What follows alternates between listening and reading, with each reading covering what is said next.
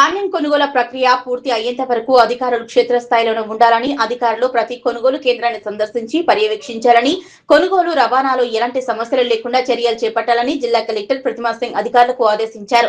వెల్దుర్తి మండల కేంద్రంలోని ఫ్యాక్స్ ఆధ్వర్యంలో ఏర్పాటు చేసిన ధాన్యం కొనుగోలు కేంద్రాన్ని తూప్రాన్ ఆర్డీఓ జయచంద్రారెడ్డి, తహసీల్దార్ శ్రీనివాస్ తో కలిసి కలెక్టర్ ప్రతిమా సింగ్ పరిశీలించారు.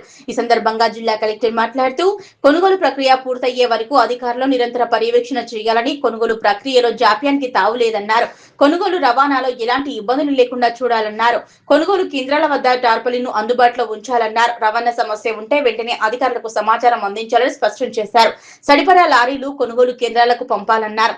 ఖచ్చితమైన రిజిస్టర్లు ఏర్పాటు చేసి వివరాలు నమోదు చేయాలన్నారు. కొనుగోలు కేంద్రాల్లో ధాన్యాన్ని శుభ్రపరచాలని, తాళ్లు, రాళ్లు, మట్టి గుల్లలు లేని నాణ్యమైన ధాన్యాన్ని మిల్లులకు పంపించేందుకు రైతులు సహకరించాలన్నారు.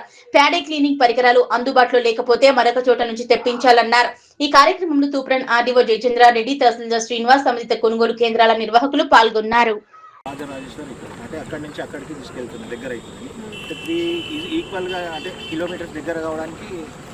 అక్కడ పంపిస్తుంది అయితే 4 మండలం. కానీ మనకి ఏంటంటే వీళ్ళు రైస్ మిల్లర్స్ ఇబ్బంది పెడుతున్నారు, తీసుకోవట్లేదు. మనకు 6 7 లారీ డ్రమ్ కావాలి కానీ లేబర్స్ లేరు అని మార్పు కూడా ప్రాబ్లం ఏంటంటే మొత్తం మా డివిజన్ మేడం అమ్మాయి వెంకట సాయి రైస్ ఉన్నాయని రా మేడం కూడా ఇవ్వాలి ఇచ్చిన వాటికి ఉన్నాయి.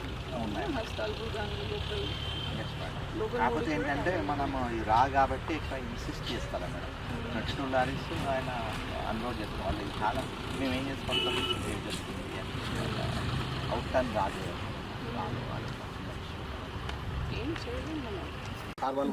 నేను ఇన్సిస్ట్ ఏం చేయలేదు మేడం. అంటే ఇదే నేను జేసీ గారు కూడా కాల్ చేశాను మేడం. మిల్లర్ అక్లాడ్జ్మెంట్ రాకపోతే మన కష్టం అవుతుంది కదా, మనం బలవంతంగా డంప్ చేస్తే మళ్ళీ పేమెంట్ రాదు కదా ఈయనకి అనేది ఒక డౌట్ ఉంటుంది మేడం. మీరు ఇప్పుడు క్లారిఫై డిఎంసీఎస్ చేస్తారని. ఓకే మేడం, నేను ఎందుకు వెయిట్ చేస్తున్నారు నాకు అర్థం అవ్వట్లేదు. మీరు అనేది ఏంటంటే స్పేస్ ఉంది కానీ అందులో వేసేయచ్చు.